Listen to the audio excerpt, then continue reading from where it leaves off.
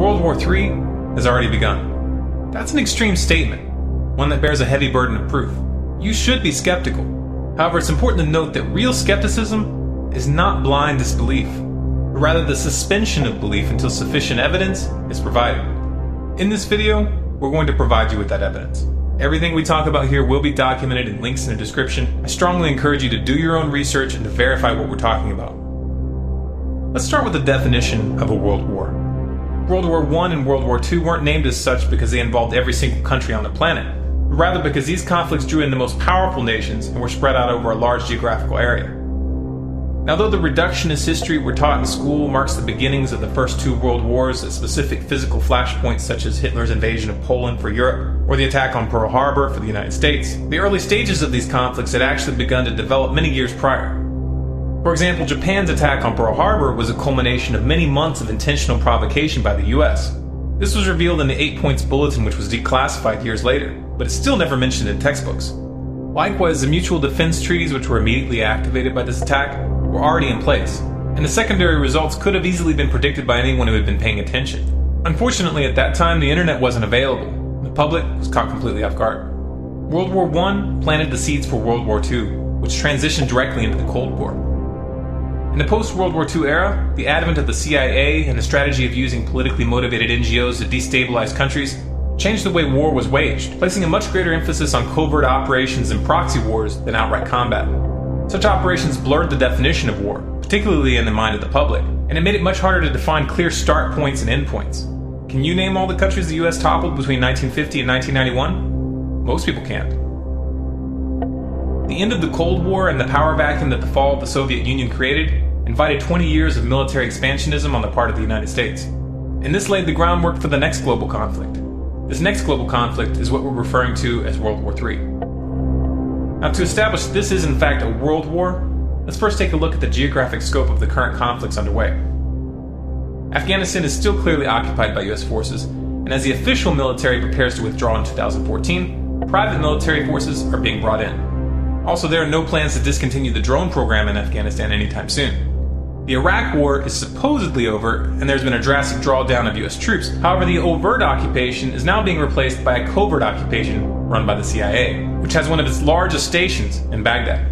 Obama has expanded Bush's drone program into Yemen, Somalia, Algeria, Libya, and Pakistan. In parallel, the Dagger Brigade has deployed US forces to 35 African countries this year, and the Pentagon has put boots on the ground in Mali as of April. And let's not forget that Obama toppled the Libyan government in 2011. The US has been running intensive war games and drills with South Korea since February, and they are ongoing in spite of the lack of media attention in the past month. North Korea is calling these drills, which included simulated nuclear strikes and naval maneuvers, wanton provocations and rehearsals for war. This really isn't an exaggeration since the US just recently signed a mutual defense treaty with South Korea, which makes it significantly easier for the US to get militarily involved in that region. The US has pushed for multiple rounds of sanctions against Iran, supposedly to discourage them from building a nuke, even though the CIA and Mossad both agree that the Iranian leadership hasn't even made the decision to build a bomb, much less even start. The US and Israeli governments aren't one to let pesky little things like facts keep them from promoting military strikes on Iran. But since they haven't gotten much traction with this approach from the international community, they've moved on to less direct tactics. And that brings us to Syria. Iran's closest ally is Syria. And on Friday, May 3rd, 2013, Israel attacked Syria.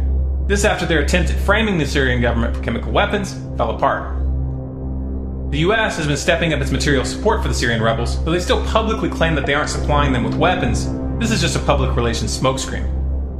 On May 26, Lebanon was attacked by NATO-backed insurgents due to Hezbollah's support for the Syrian government. Russia has taken a firm stand against US, NATO, and Israeli attempts to topple the Syrian government, and is still planning to send a shipment of S-300 anti-aircraft missiles to the country. In response, Israel's President Netanyahu reportedly warned Putin that Moscow's sale of the sophisticated missile defense system to Assad could push the Middle East into war, and argued that the S-300 had no relevance to Assad's internal battles against rebel groups. This statement, coming right on the heels of the unprovoked Israeli airstrikes on Damascus this month, leaves little doubt as to what these missiles are intended for and why Israel is angry. Of course, Netanyahu doesn't like this. He wants to be able to continue attacking Syria with impunity. Now, this past week, Russia moved a group of warships from their Pacific Fleet into the Eastern Mediterranean for the first time in decades to, quote, protect Russia's interest in the region. This move counters the US naval presence, which has built up in the area over the past several years. Both of these moves are direct statements about their intentions regarding Syria and Iran. This is only a rough summary of the early stages of this conflict. Much is being left out here. But this should be enough to establish this is indeed a world war. Now, as for the players, how are they divided? Who's allied with who? On one side we have China, Russia, Iran, North Korea, Syria, and a handful of nations in South America. The role of the South American nations in this conflict has been strictly economic, but as we'll discuss later, economics is central in this crisis. On the other side, we have the United States, Israel, and NATO, which includes most of Western Europe, Saudi Arabia, Qatar, and a handful of others. So clearly the most powerful nations in the world are involved. If tomorrow a direct war between the United States and Russia were to break out, this would mark the official beginning of World War III. But obviously this wouldn't really be accurate. A proxy war between the US and Russia is already underway in Syria and in Iran, and a currency war is already underway between the United States and China. The question here is really only one of scale. How far will this go? Will the US and its allies back down before this escalates into an open war involving the big players? Obviously, it's impossible to answer that question with 100% certainty. These are human decisions, and even madmen sometimes have moments of lucidity. However, when you understand why these wars are happening, it becomes clear that it is highly unlikely that the US and its allies will back down. So why is this happening? What is the motive for this aggressive posture by the United States and its allies? We've talked about this in detail in a number of videos, including The Road to World War III, which explains the history of the petrodollar and how it pertains to this current conflict. So we won't rehash all those details here. But to summarize, this war is a war for the control of the global financial system. The dollar is nearing the end of its days, and the powers that be know this. They could let the dollar fall and allow the rest of the world to choose their own course. But they don't want to. The powers that be would much rather take a gamble and stake it all in an attempt to control the currency that will replace the dollar. If they have it their way, this new currency will be a truly global currency. I think we've all got to move towards that opportunity, and I think the challenge also is whether we should move towards an international currency, because the speculation and the complexity of currency has caused some of the irritation, not only among the trading nations, but among individuals.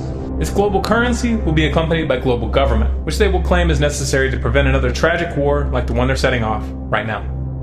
It's a classic problem-reaction-solution setup, where those that create the problem manipulate the public into accepting a solution that puts more power into their hands. They are going to attempt this one way or another. If they don't, then they will lose everything. The question is, how will we respond? Will you fall for this? Will you send your sons and daughters to fight in these corrupt wars with your eyes closed and your hand on your heart? Or will you at least speak out? This is the real variable. This is what will determine the final outcome. If you appreciate this message, and if you want others to hear it, you can help by liking this video, adding it to your favorites, and sharing it to Facebook, Twitter, your blog, and by sending it to your friends via email.